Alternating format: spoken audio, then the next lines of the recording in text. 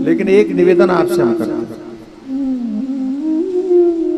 वर्ण एक व्यवस्था है, व्यवस्था के अनुरूप ब्राह्मण क्षत्रिय वैश्य शूद्र आदि को अपने अपने धर्म कर्तव्य के अनुसार काम करना चाहिए।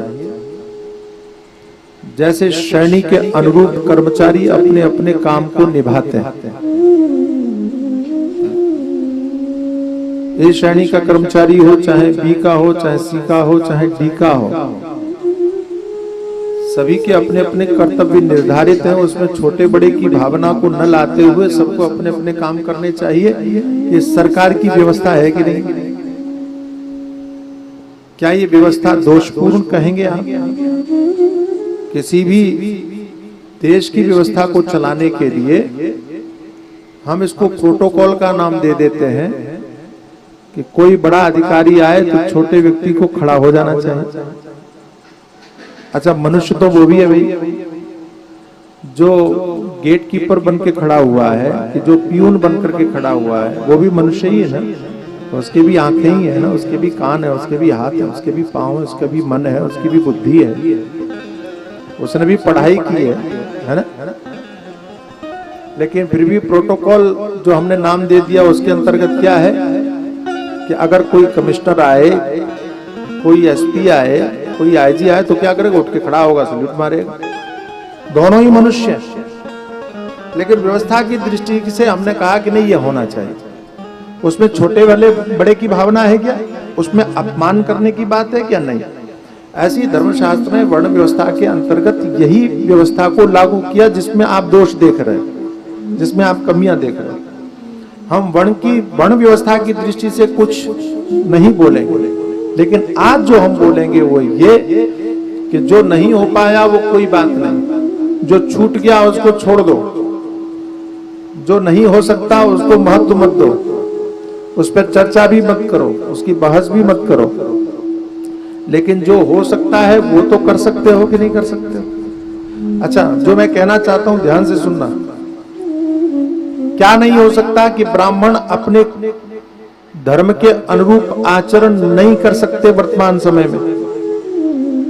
समझ में आ रहा है मैं क्या कहना चाह रहा हूं? समझ में आ रहा है?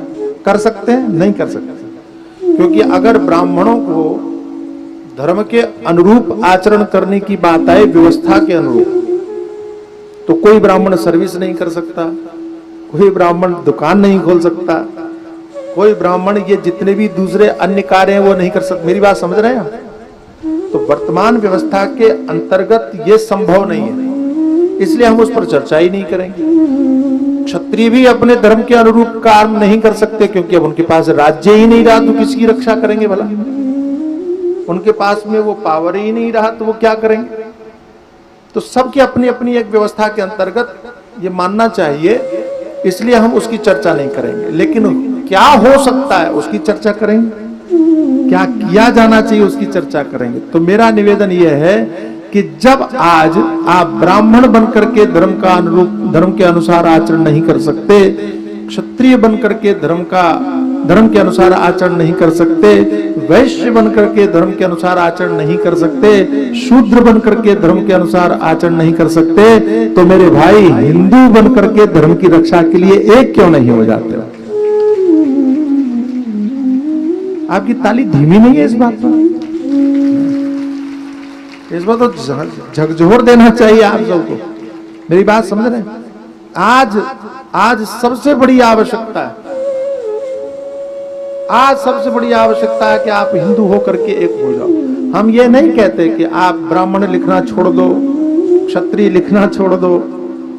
ये भी एक चलाया जाता है, वो नैरेटिव चलाया जाता है। हिंदू होना है तो आप पांडे लिखना छोड़ दो, शर्मा लिखना छोड़ दो, कि वो क्षत्रिय में है तो राजपूत लिखना छोड़ दो। ऐसा नहीं है, हम इन बातों को महत्व नहीं देते।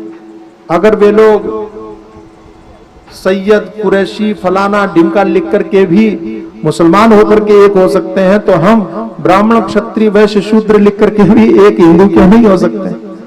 सोच का ही तो फर्क है।